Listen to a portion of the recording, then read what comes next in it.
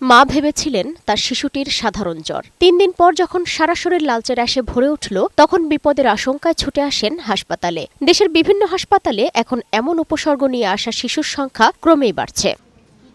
একসময় হাম প্রায় নির্মূলের পথে থাকলেও নতুন করে এর প্রকোপ ভাবিয়ে তুলছে অভিভাবকদের। মুখে খাইতে পায় না, একবার মুখের ভিতর গাও হয়ে গেছে, পরে আস্তে আস্তে একবার ভিতর থেকে গোটা গোটা হয়ে আর সারা শরীর হয়ে গেছে। অক্সিজেন দিচ্ছে, গ্যাস দিচ্ছে, বাচ্চা পাতলা পায়খানা, খাবার একদম টোটালি বন্ধ, বাচ্চা অনেক নিস্তেজ হয়ে গেছিল। চিকিৎসকরা বলছেন হাম কেবল একটি সাধারণ চর্মরোগ নয়, এটি অত্যন্ত ছোঁয়াচে। হাম আক্রান্ত হলে শিশুর রোগ প্রতিরোধ ক্ষমতা এতটাই কমে যায় যে নিউমোনিয়া বা মস্তিষ্কের প্রদাহের মতো প্রাণঘাতী সমস্যা দেখা দিতে পারে। রোগ প্রতিরোধ ক্ষমতা একদম ভেঙে পড়ে, ফলে তার মাথা থেকে পা পর্যন্ত যত ধরনের ইনফেকশন আছে, সংক্রমণ অন্য রোগ দ্বারা সংক্রমণ হতে পারে।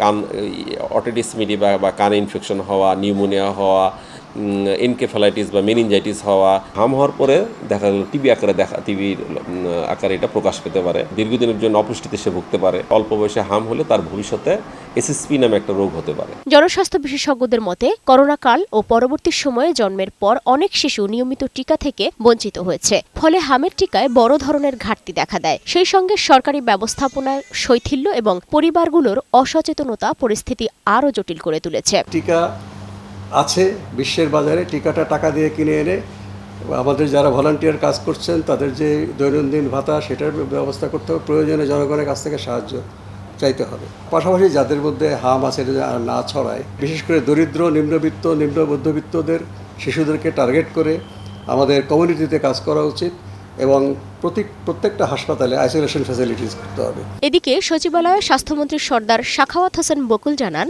হামের ভ্যাকসিন সংগ্রহ হলেই 6 মাস থেকে 5 বছর শিশুদের টিকাদান কার্যক্রম শুরু হবে।